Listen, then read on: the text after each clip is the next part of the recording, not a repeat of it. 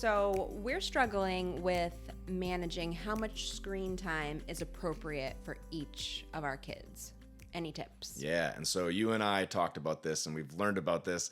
The Academy of Pediatrics does recommend no screens prior to 18 months. Who are these people? Yeah, it is what it is. And then, but even beyond that, as you get a little older, they say keep it to an hour or less a day. And obviously, as kids age, the numbers go up. But yeah, that's hard to do. It is nowadays. incredibly hard to do, and we've gotten to the point where we do use screens quite a bit in terms of to connect with our kids. We'll watch TV with them or play games with them. But if we just need some space, okay, let's put on a show. Here, take the iPad, go. And so I think our advice here is, don't be too afraid of screens. There's a lot of stigma about screen time, but it doesn't have to be all bad. So we can lean on the screen. Yeah, and just to be clear, this isn't medical advice, Yeah. so make your own judgment. We're just telling you what it looks like in our home. Yeah, and we're not afraid of the screens. Yeah, no, we sure aren't.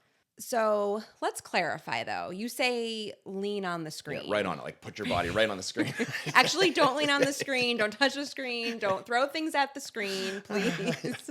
I don't think you mean allow your kids limitless amounts of TV. No. And so, again, you want to do your best to limit it. And I think you and I agree that you kind of want to save it as a last resort. So you don't want it to be like the default activity in your home.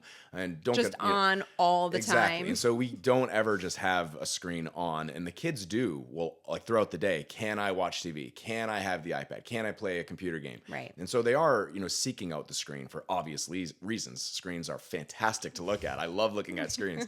But we often say no, and we will have kind of set times throughout the day. So we've set the boundaries for them versus allowing them to dictate how much, when, and where they're using them. Yeah, and so we end up kind of using it as a last resort emergency. Okay, we need everyone just to chill out and sit in front of the screen. I don't want to lose my shit on my kids, so I'm going to turn the TV on instead. And so that's what I mean by lean on the screen. Don't have it be, again, the default activity, but have it the thing that you go to when you really need it.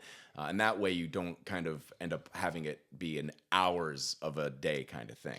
Right. So do I need to feel guilt or shame if my 3-year-old has watched an hour of his allotted TV time and, oh my gosh, now I have to make dinner and he's crying and I've tried to set up an activity that's not working, but I know what will work. Yeah. The TV can keep him entertained for the 20 minutes it takes me to make this meal. Yeah, no shame, no judgment. Use it as you need. Again, we all want to be mindful of screen time and try not to overdo it. But again, do what works best for you and your family and your own mental health.